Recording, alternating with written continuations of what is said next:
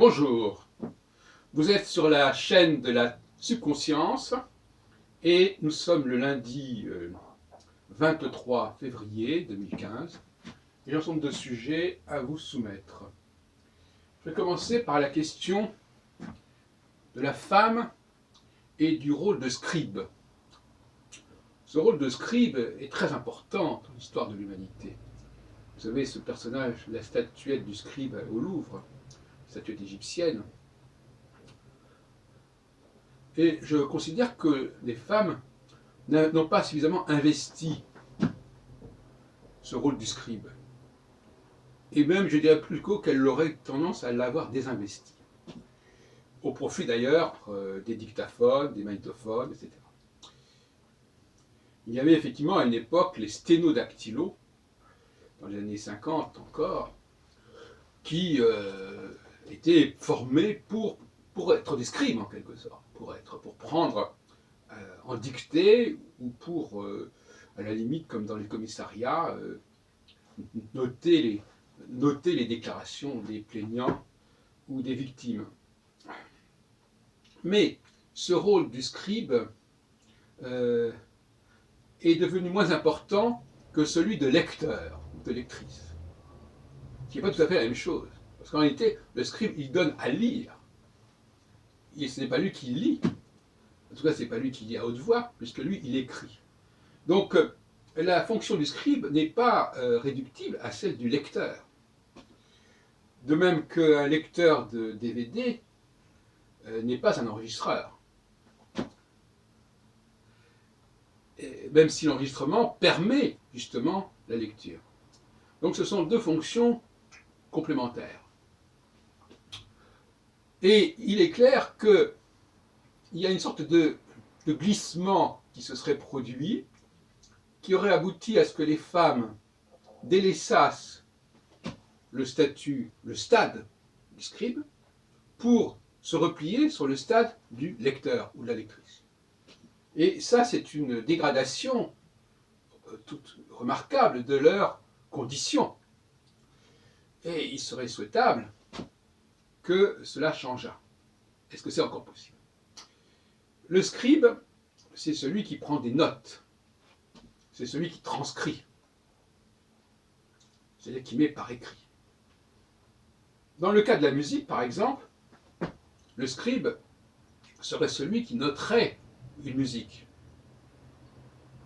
Alors on veut aujourd'hui que ce soit l'écrivain, le compositeur, qui soit lui aussi le scribe.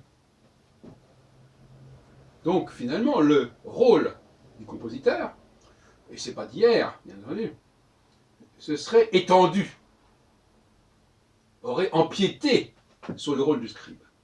Ou si l'on préfère, que le compositeur ou l'écrivain serait devenu aussi le scribe.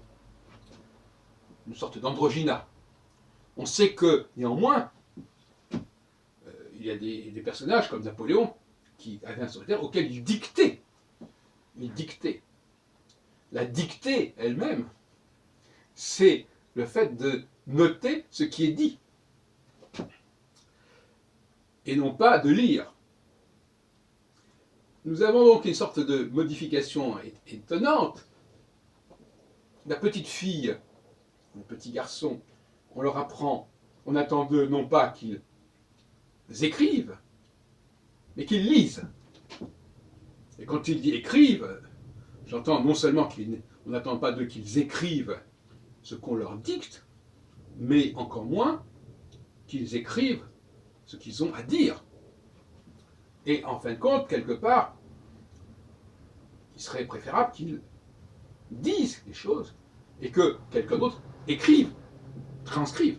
Parce que, bien évidemment, la fonction de celui qui dit est supérieure, structurellement, diachroniquement, à celui qui note et qui écrit au scribe.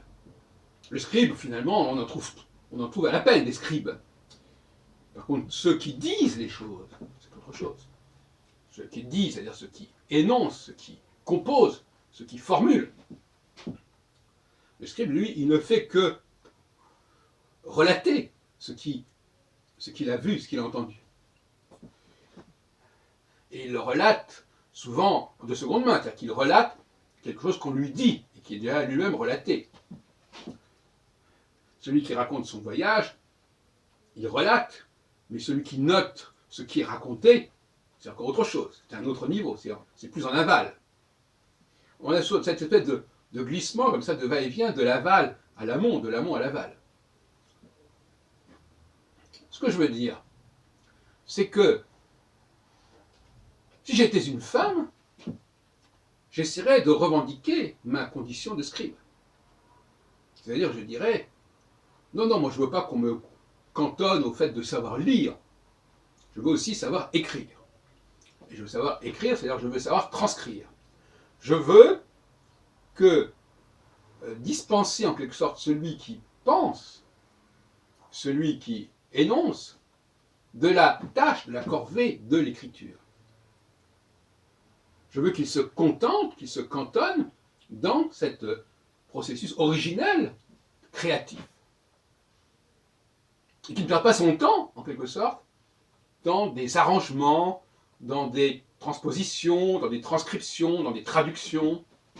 Ça, c'est mon ressort, moi, scribe. Parce que le scribe, c'est aussi, quelque part, le traducteur. Quelque part. Aussi. Parce que, de toute façon, le scribe, il fait passer quelque chose d'un état à un autre. L'état de la parole n'est pas l'état de l'écrit. L'état d'une langue n'est pas l'état d'une autre langue. C'est un passeur. Le scribe est un passeur. Mais il n'est que cela. Et la femme a abandonné ce rôle de passeur, largement. Parce que les hommes, d'abord, l'assument, eux-mêmes, ils écrivent leur propre texte, directement. Ils n'ont pas besoin de dicter à qui que ce soit. Ils utilisent directement le clavier. Et ça déjà depuis quelques décennies. En tout cas depuis une trentaine d'années. Et donc, il n'y a pas grand-chose à faire à ce niveau-là. Mais on pourrait imaginer un processus où l'homme se contenterait de dire des choses, et non pas de les écrire. Quelque chose qui serait plus de l'ordre de la source, de l'émergence immédiate.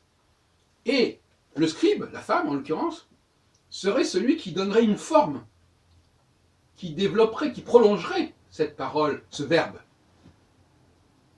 C'est comme ça que je vois ça. Donc je propose une sorte de repli stratégique des hommes sur la parole et de laisser les femmes investir le domaine de l'écrit. Or, qu'est-ce qui se passe? Il se passe la chose suivante aujourd'hui, c'est que les femmes partent de l'écrit pour retrouver la parole, pour se faire passer pour des hommes. Alors ça, c'est assez étrange. Donc ça ne sont plus des êtres qui vont transcrire la parole en écriture, ce sont des gens qui vont transcrire l'écriture qu'on va leur donner, puisqu'ils n'écrivent plus. Et ils vont se contenter de la rendre parole, de la restituer à la parole, à l'oralité. Donc au lieu de passer de l'oral à l'écrit, les femmes passent de l'écrit à l'oral.